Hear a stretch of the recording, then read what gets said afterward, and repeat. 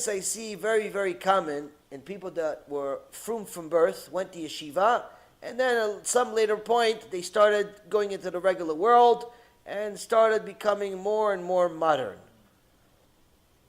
And many of them are surprised at the shiurim. I remember a few years ago already, I got some people that were religious from birth, and it was surprising to me that they would even spend a minute listening to my shiurim.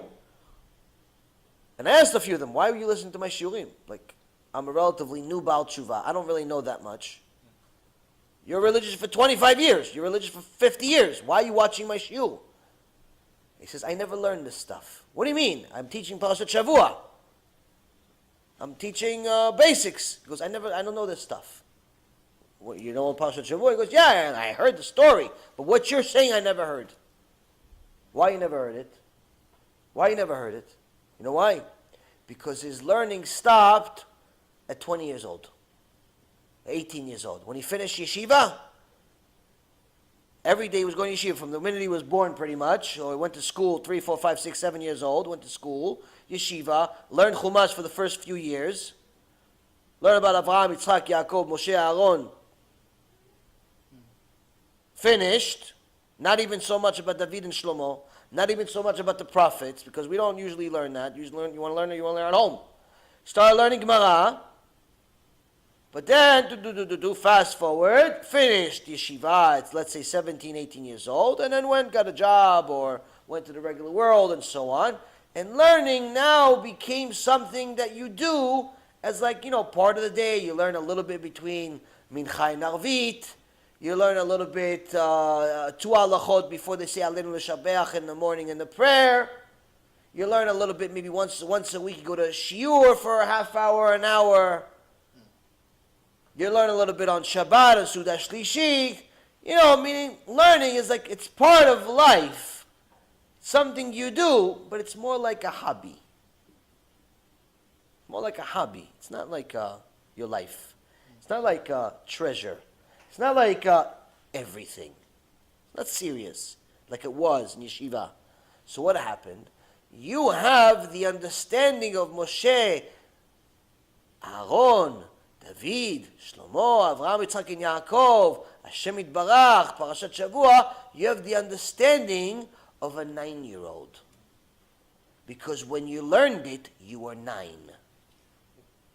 And you haven't learned it in 30 years. So when I, the new Baal Tshuva, or anybody else, is teaching it, and he's almost 40 years old, and I learned it now at 40, of course it's going to be better than what you learned. But it's not because of me. Don't give me any kavod, don't give me any schut. I don't want any problems. It's because the last time you learned was 30 years ago, when you were 9.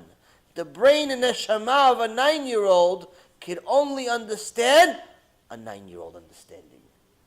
That's why Hashem Yitbarach only gave us a single Torah.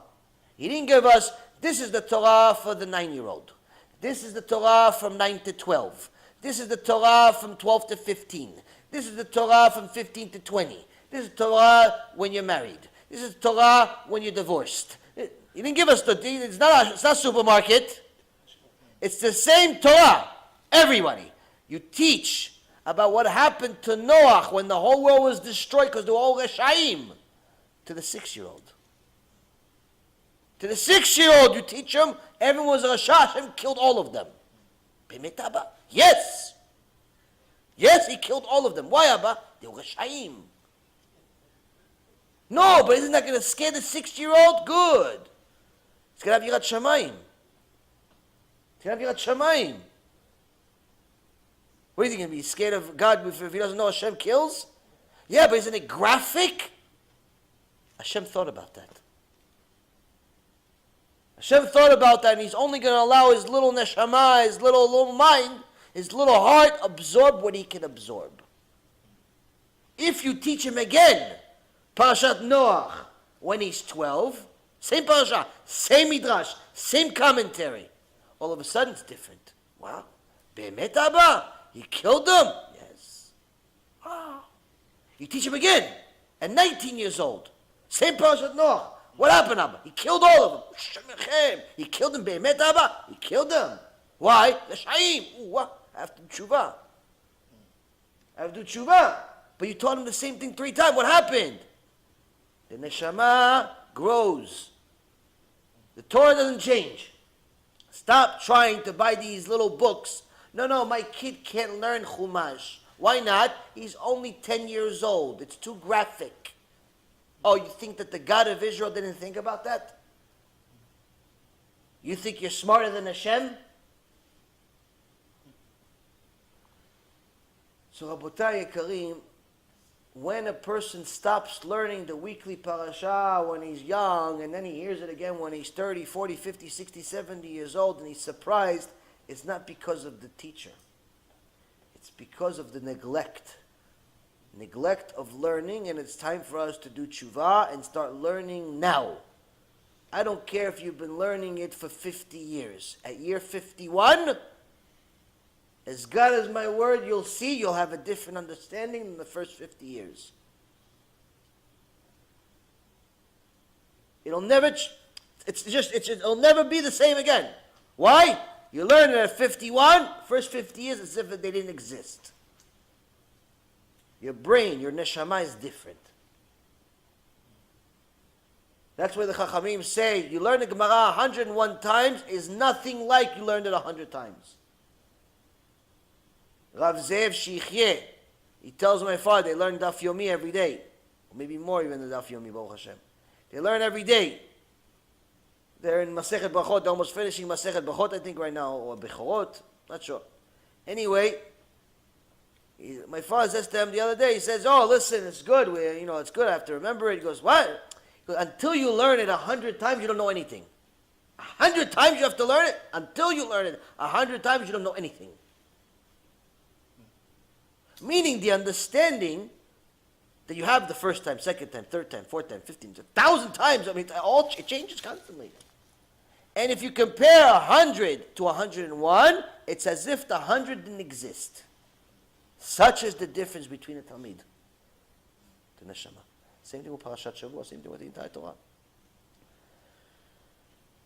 So, a person that decides that he's going to teach himself is putting himself in a very, very dangerous predicament.